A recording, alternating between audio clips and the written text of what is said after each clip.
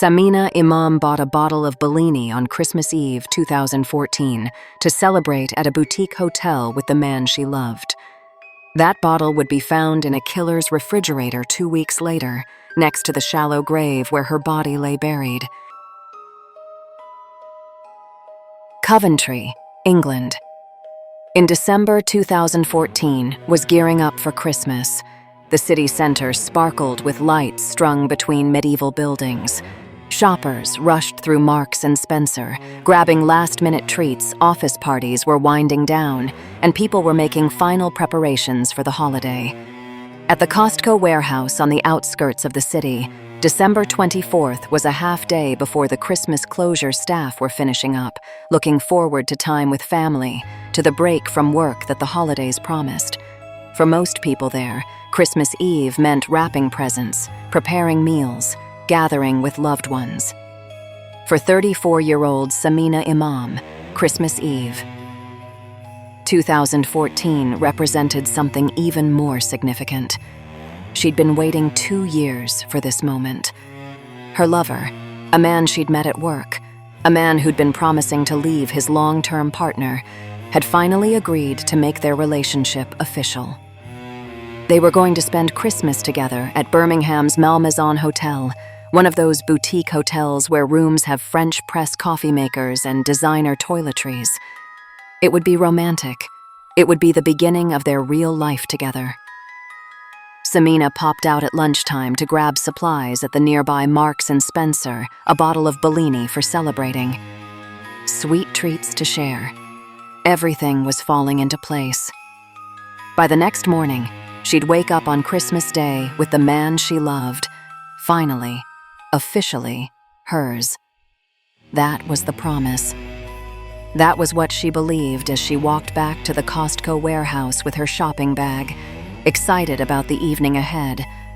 But Roger Cooper had made her a different kind of promise, one she didn't know about, one whispered in Star Wars code to his brother, one that would end with her body in a shallow grave and her Christmas plans abandoned in an empty hotel room. Sameena Imam was a regional marketing manager for Costco, responsible for stores in Cardiff, Southampton, Bristol, and Coventry. At just 5 feet 2 inches, she was small in stature but big in ambition and energy. Colleagues described her as joyful, bubbly, the kind of person who lit up a room.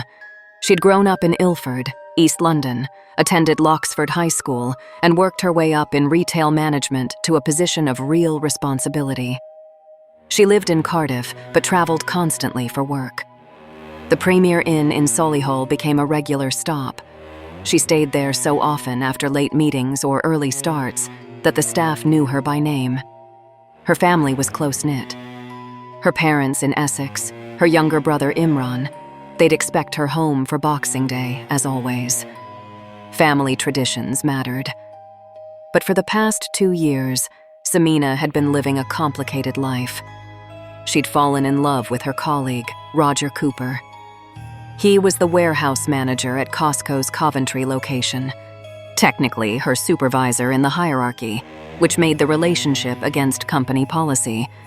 But more complicated than that, Roger had a long-term partner at home. He'd been with this woman for years. They had a life together. Roger told Sameena it was complicated. He told her he'd leave eventually. He told her he loved her but needed time to sort things out. Classic lines, the kind you hear in every story about workplace affairs. And Sameena, like so many people in her position, believed him. She waited. She hoped.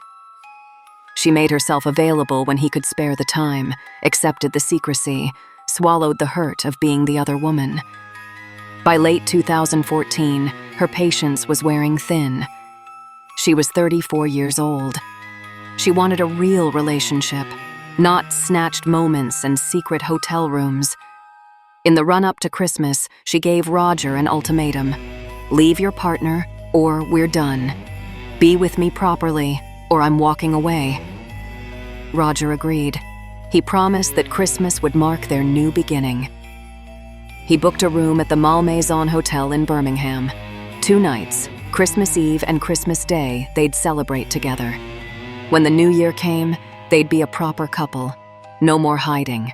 No more being second choice. Sameena was thrilled. Finally, after 2 years of waiting, of being the secret, of wondering if he'd ever actually leave, finally, it was happening. She made plans. She bought the Bellini. She arranged time off from work. She was so excited she could barely contain it. What Sameena didn't know was that Roger Cooper had been making other plans entirely. Plans that didn't involve boutique hotels or new beginnings. Plans he'd been discussing with his brother David in coded text messages that referenced Star Wars Death Star Complete. Stay on target. You are expected, Vader.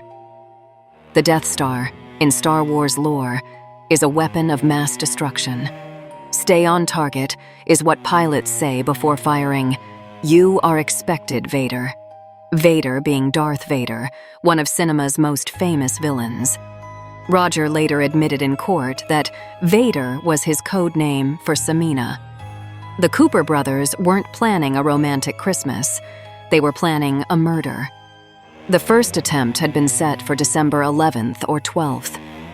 Sameena had attended a Christmas party and was staying at her regular Premier Inn in Solihull. The brothers planned to kill her there. But something went wrong. Possibly she arrived by taxi instead of driving herself, dropped off right at the main entrance where there were too many witnesses, too much visibility.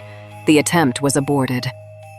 Death Star complete, one text message read afterward. But the Death Star hadn't fired yet. They tried again around December 21st. Again, something didn't work. The timing was off, or the circumstances weren't right. Evidence of this attempt would be presented at trial, though the exact details remain unclear. By Christmas Eve, the brothers were ready for their third attempt. This time, they'd make sure it worked. At approximately 4 p.m. on December 24th, 2014, Sameena Imam finished her half-day at Costco. She'd picked up her Bellini and treats from Marks & Spencer earlier. She'd said goodbye to colleagues, wished them happy Christmas. She was in a great mood. Everyone would later confirm that. Excited. Happy. Full of anticipation for the evening ahead. Roger Cooper met her in a side street near the warehouse. They got into his car. Sameena probably expected they'd head straight to Birmingham, to the Malmaison, to start their romantic Christmas together. But Roger had a different destination in mind. He told her, though exactly what he told her remains unclear, that they were making a quick stop in Leicester first. His brother David lived there, about 30 miles northeast of Coventry. Maybe he said they'd just pop in quickly. Maybe he said David had something for them. Maybe Sameena questioned it, or maybe she didn't. She trusted Roger. She loved him. She got in the car willingly, her Marks & Spencer bag with the Bellini and treats sitting beside her.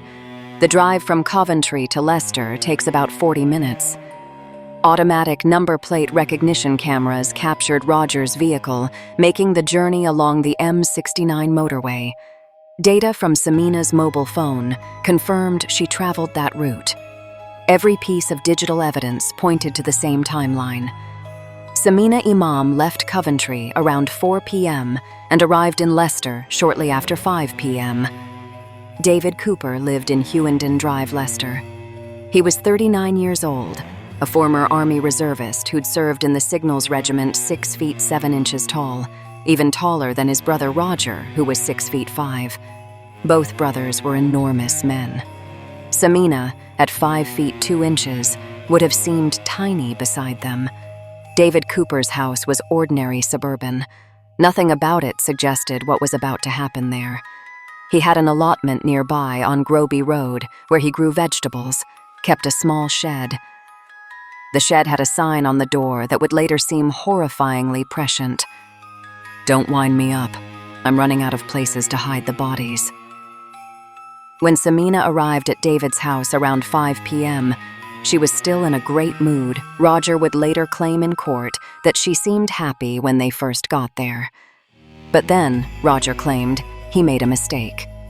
He told her he'd had her watched at the Premier Inn back on December 11th, hired someone to surveil her to see if she was seeing another man. He claimed he thought she'd find it funny. Instead, he said, her mood changed completely. She became angry, felt betrayed, wanted to leave. This was Roger's story during the trial, his version of events, his explanation for why things went wrong, but the physical evidence told a different truth. Between 5:07 p.m. and 6:26 p.m. on Christmas Eve, Sameena Imam was murdered in David Cooper's living room. The medical examiner determined she'd been killed using chloroform, the same substance that was once used as an anesthetic before its dangers became clear chloroform, applied to a cloth held over someone's face, renders them unconscious quickly. If held there long enough, it kills. The prosecution's case was straightforward. The two brothers, both towering over Sameena, overpowered her. One held her down while the other pressed a chloroform-soaked cloth over her nose and mouth. She couldn't fight back. She couldn't escape. Within minutes, she was unconscious. Shortly after, she was dead. But the murder didn't stop with the chloroform. Post-mortem tests revealed something even more disturbing. Sameena had been given a bizarre combination of heavy metals, antimony, cadmium, tin, mercury, and arsenic, likely administered in a liquid. These are toxic substances, poisonous in large quantities. Why give them to someone already dying from chloroform? Perhaps to ensure death, perhaps to make it look like something else, perhaps simply because they could. The brothers wrapped Sameena's body in a sleeping bag. They loaded it into a car. They drove to David's allotment on Groby Road, less than a mile away. Under cover of darkness on Christmas Eve, while families across Leicester were gathering for holiday celebrations, the Cooper brothers dug a shallow grave and buried Sameena Imam among the vegetable patches. Then they went about covering their tracks. Roger took Sameena's car, a distinctive vehicle that people might recognize, and hid it. He disposed of her belongings, almost everything. But in their haste, the brothers made mistakes. The bottle of Bellini that Sameena had bought that lunchtime, they put it in David's refrigerator. The sweet treats from Marks and Spencer, into David's cupboard. Sameena's sat-nav, into David's loft. Small items easily overlooked in the moment, but each one was a piece of evidence waiting to be found. Boxing Day, December 26th, came and went. Sameena didn't show up at her family's home in Essex. This was unusual. Sameena always came home for Boxing Day, always. Her family tried calling. No answer. They tried again. Still nothing. By the end of the day, they were worried enough to contact the police. Sameena Imam was reported missing on December 26, 2014. The investigation began immediately. West Midlands Police took the lead, with Detective Chief Inspector Caroline Marsh heading up the inquiry. DCY Marsh was experienced, thorough, the kind of detective who understood that details mattered, that seemingly small inconsistencies often pointed to larger truths. The first person investigators needed to speak with was Roger Cooper. He was Sameena's colleague, the person who'd likely seen her last at work on Christmas Eve when police interviewed him. Roger claimed he'd last seen Sameena when she left Costco around 4 p.m. He said she'd seemed fine, had wished people Merry Christmas, had left the warehouse. That was it. He knew nothing about where she'd gone afterward. It was a lie, of course. But at this stage, police didn't know that yet. They were gathering information, talking to friends and family, trying to establish Sameena's movements. Where had she gone after leaving work? Who might she have been meeting? Did she have plans for Christmas? Friends told police about Roger, about the affair, about Sameena's ultimatum. She'd been expecting to spend Christmas with Roger at a hotel. Had she gone there alone? Investigators checked the Malmaison in Birmingham. A room had been booked in Sameena's name for 2 nights, Christmas Eve and Christmas Day. The room had sat empty, unused, never checked into. That was a red flag. Police started examining phone records, tracking Samina's mobile phone data. This was 2014. Smartphones were ubiquitous, and cell tower data could reveal a person's movements with reasonable accuracy. The data showed Samina's phone traveling from Coventry to Leicester on Christmas Eve afternoon. Why would she go to Leicester? Did she know someone there? They looked into Roger Cooper more carefully. Did he have any connection to Leicester? Yes, his brother David lived there. Investigators started piecing it together. Sameena left Coventry around 4 p.m. Her phone showed she traveled to Leicester. Roger's brother lived in Leicester, and Roger had lied about when he'd last seen Sameena. On January 7th, 2015, 2 weeks after Sameena disappeared, police arrested both Roger and David Cooper on suspicion of murder. They hadn't found a body yet. They didn't have definitive proof that Sameena was dead. But the circumstantial evidence was strong enough to justify arrests, and DCI Marsh's team was convinced they had their suspects. Both brothers were interviewed. Initially, they denied everything. David claimed he didn't even know Sameena's name.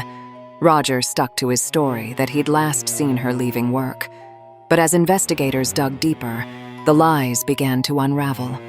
Police obtained warrants to search both brothers' homes, their vehicles, their phones. And that's when the case broke wide open. In David Cooper's house on Hewenden Drive, investigators found items that didn't belong there. A bottle of Bellini, the exact brand Sameena had been captured on CCTV buying at Marks & Spencer on Christmas Eve. The bottle was in David's refrigerator, center shelf. Impossible to miss. In his cupboards, they found treats matching what Sameena had purchased. In his loft, they found her sat-nav. These weren't items that had accidentally ended up there. These were Sameena's belongings, in David's house, where she'd supposedly never been. But the most damning evidence came from the brothers' mobile phones. Text messages between Roger and David, sent in the weeks leading up to Christmas, revealed a plot to murder Sameena. The messages used coded language, references to Star Wars that seemed bizarre until investigators realized they were discussing a woman's death, Death Star complete. Stay on target. Look at the size of that thing. You are expected, Vader. When confronted with these messages, Roger tried to claim they were about surveillance, that he'd been having Sameena watched to see if she was cheating on him. But the pattern was too clear, the timing too precise. The messages correlated with the failed attempts on Sameena's life in mid-December. They showed premeditation, planning, multiple attempts to kill her. On January 9th, 2 days after their arrests, both brothers were formally charged with murder, but they still needed to find Sameena's body. Without it, the case would be harder to prove. A murder conviction without a body was possible but challenging. Police received a tip from a member of the public, someone who'd heard rumors, who'd noticed something suspicious. The tip pointed them toward David Cooper's allotment on Groby Road. On January 14th, archaeologists and forensic teams arrived at the allotment. These cases required delicate excavation work, careful documentation of everything found. For 4 days, they dug carefully, sifting through soil, documenting layers. On January 16th, 2015, they found what they were looking for, the outside edge of a sleeping bag, partially buried in a shallow grave. They lifted the flap carefully. Inside was Sameena Imam's body. The trial of Roger and David Cooper began in August 2015 at Birmingham Crown Court. It would last 10 weeks. An unusually long murder trial, reflecting the complexity of the evidence and the determination of the defense teams to challenge every aspect of the prosecution's case. Prosecutor Timothy Spencer, QC, laid out a methodical case against both brothers. He presented the phone data showing Sameena traveled to Leicester. He showed the jury the Bellini bottle found in David's fridge, still bearing its Marks & Spencer label. He walked them through the Star Wars coded text messages, explaining how these bizarre references pointed to a murder plot. He called medical examiners who testified about the chloroform and heavy metals found in Sameena's system. David Cooper eventually changed his story. Initially claiming he'd never met Sameena, he then admitted to pressing a chloroform-soaked cloth to her face, but claimed it was an accident, that he hadn't meant to kill her. Later, he changed his story again, saying he'd only found her body when Roger asked him to move a car. Roger maintained that Sameena had left his brother's house alive, that he'd driven her partway back to Coventry before dropping her off near a Tesco by the M69 motorway. He claimed that was the last time he saw her, that he had no idea what happened to her afterward. Neither story made sense. The physical evidence contradicted both versions. The items in David's house. The body in David's allotment. The text messages planning her death. The chloroform purchased online. The multiple failed attempts. Everything pointed to the same conclusion. This was a premeditated murder carried out by both brothers working together. On October 21st, 2015, after deliberating on the evidence they'd heard over 10 weeks, the jury unanimously found both Roger Cooper and David Cooper guilty of murder. Judge Patrick Thomas QC sentenced both men to life imprisonment with a minimum term of 30 years before they could even be considered for parole. In his sentencing remarks, he described the crime as cold-blooded, calculating, and deeply cruel. "You worked together, hand in glove," he told the brothers, "in planning and carrying out the murder of a joyful and bubbly young woman, brutally betrayed by a man she loved and his brother." Sameena's younger brother Imran read a victim impact statement to the court. He described a sister who'd been full of life, who'd worked hard, who'd deserved so much better than to be murdered by someone she trusted. The family would never get answers to all their questions. Why had Roger enlisted his brother? Why had David agreed to kill a woman he barely knew? What had made them think they could get away with it? Some mysteries remain even after convictions. Roger Cooper's motive was clear enough. He wanted Sameena out of his life to protect his job and his other relationships. But David's willingness to help murder a stranger? That remained inexplicable. DCI Caroline Marsh, reflecting on the case after the convictions, called it the most callous offense she'd ever investigated. Most murders, she noted, are spontaneous, driven by anger or jealousy in the moment. This one was different. Weeks of planning. Multiple attempts. An unusual method of killing. A calculated burial. Every step deliberate. Every action planned. The empty hotel room at the Malmaison sat unused on Christmas Day 2014, a ghost of the celebration that never happened. The Bellini Sameena bought would never be opened to toast a new beginning. Instead, it became Exhibit A in a murder trial, proof that the brothers had lied, that Sameena had been at that house, that she'd died there while Christmas carols played across Leicester and families gathered for holiday meals. Sameena Imam's case reminds us that darkness can hide behind the most ordinary facades. Workplace romances, family loyalty, Christmas Eve plans. The investigation by DCA Caroline Marsh and her team showed how modern detective work, phone data, CCTV, forensic evidence, can unravel even carefully planned crimes. The Star Wars messages that seemed so bizarre became the threads that pulled apart the brothers' entire defense. This is part of the Christmas series, looking at how the holidays can be stages for betrayal as easily as celebration. Sameena spent Christmas Eve 2014 excited about her future, believing in promises that were never meant to be kept. So here's what haunts me about this case. Why do you think David helped his brother kill a woman he barely knew? Family loyalty or something darker? Drop your thoughts in the comments. I actually read them, and this case raises real questions about how far people will go for family. If you're into this kind of storytelling, the full investigation plus the human story behind it, Subscribe for more.